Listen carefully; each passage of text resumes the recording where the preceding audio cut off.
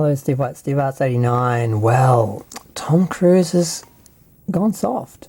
So the numbers for Mission Impossible came in. It got 56 million for the weekend, but 80 overall because they did Wednesday and Thursday screenings. I think they got 15 million and 8 million for the Wednesday and the Thursday, so they got an extra 23 million out of it. But yeah, but this is kind of on sort of par with the other Mission Impossible films.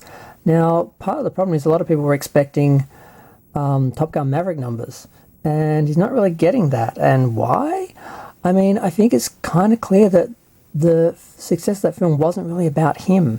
It was about the right-wing people trying to make a point and really rallying behind that film and seeing that film over and over again as some sort of example of what they want to see, what they will support, as opposed to Tom Cruise being popular and having gained like a new audience or anything. So it's kind of interesting because I sort of thought that, and I think it went to Tom Cruise's head a little bit, and everyone's saying how he saved the film industry. I'm like, okay, he created the film, it's a good film, but it really didn't have a lot to do with him. It was bigger than him. It was a movement that was happening, and he just happened to be the film they picked to make an example of.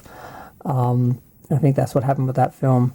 It was conservative, it was military, it was old school, there was all these factors that went into it more than just him and his star factor. So that's why Mission Impossible, this new one, hasn't done as big a numbers as Maverick. And people were hoping that, I think, the new audience would come to the Mission Impossible films and add on to that audience. So it hasn't really happened.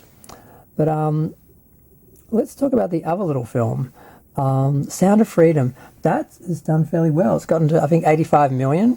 And it did stronger in its second weekend than its first weekend, which is surprising. But then again, it created a hell of a lot of buzz. And that was the whole point of the scheme that they had, where they were basically getting people supporting the movement to buy tickets purely as a political thing. It's like it's not people wanting to see the film, it's people buying tickets to make the film do well. So it puts a message out to the left that the right, that this is what they're supporting, what they're talking about, blah, blah, blah. And it got a lot of people talking, and that was sort of the point. The point was to make a big splash, get everyone's attention, and more people were talking about this film than were about Mission Impossible and even Indiana Jones and how bad that was doing. I think more people were talking about the surprise that was The Sound of Freedom than were talking about the failure of Indiana Jones or how good Mission Impossible was looking. So the first weekend they did, what were the numbers? They got $5 million, $7 million, and $7 million for the Friday, Saturday, and Sunday. For the second weekend, for the Friday, Saturday, they got $7 million, $10 million, and $9 million.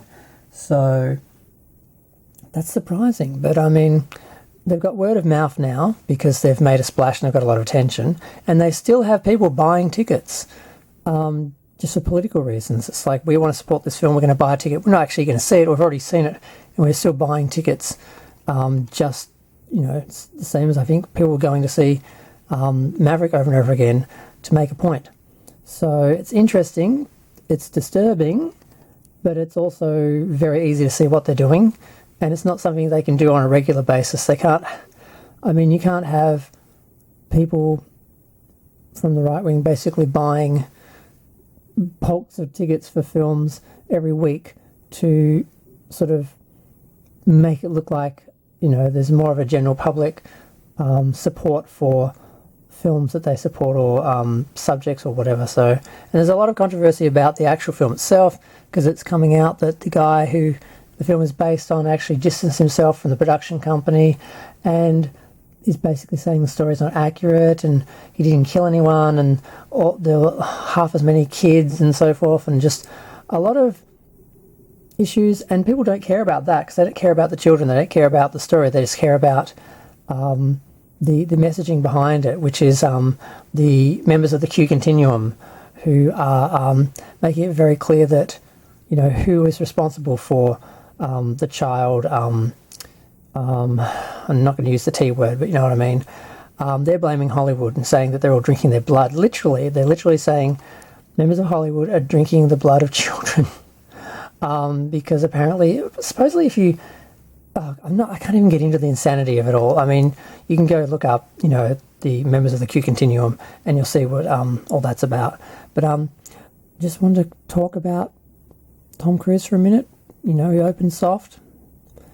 Not a surprise to me, but a surprise to a lot of people who had bought into the whole Tom Cruise saved, you know, the film industry with this amazing film. Like, no, he just was part of a campaign. He just had the perfect film for that campaign, and it was all about them and showing their support for that, not actually the film itself. But I'm going to go. Feel free to share, like, comment, subscribe. Let me know what you think. Thanks. Bye.